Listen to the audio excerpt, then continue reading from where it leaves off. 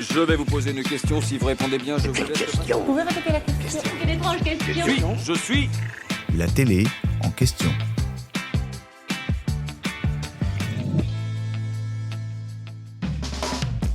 L'école de chant la plus célèbre de France a rouvert ses portes.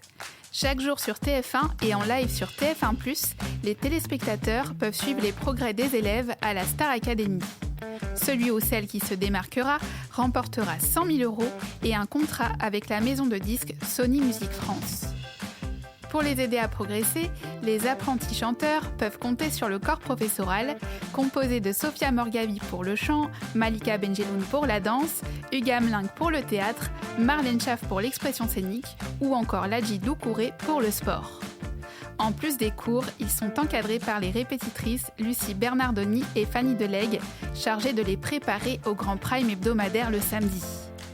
Cette soirée est l'occasion pour eux de se produire aux côtés de prestigieux artistes français et internationaux. Mais comment les chansons que les élèves vont interpréter sur le prime sont-elles choisies ? Le secret d'une programmation réussie à la Star Academy, c'est un mélange de chansons actuelles et de titres incontournables, comme l'explique Mathieu Vergne à Télé Loisirs. Le directeur de la société de production DMLS TV témoigne.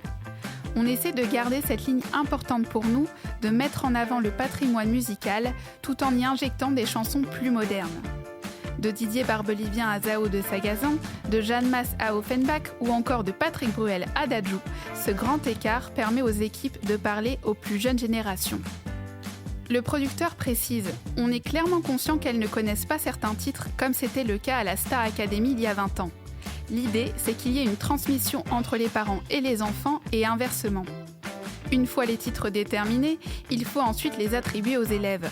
Une décision collégiale basée sur des critères techniques, comme par exemple les tonalités des apprentis artistes.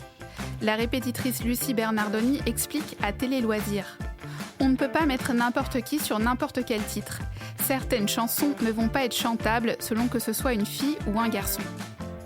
Mais comme nous l'explique l'ancien élève de la Star Academy 4, certains critères sont plus subjectifs.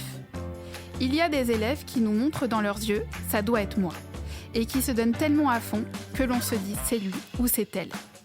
Aux élèves de prouver sur le plateau chaque samedi qu'elle ne s'est pas trompée.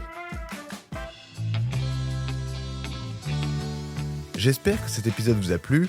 Si c'est le cas, abonnez-vous sur votre plateforme d'écoute préférée pour retrouver de nouveaux épisodes chaque semaine.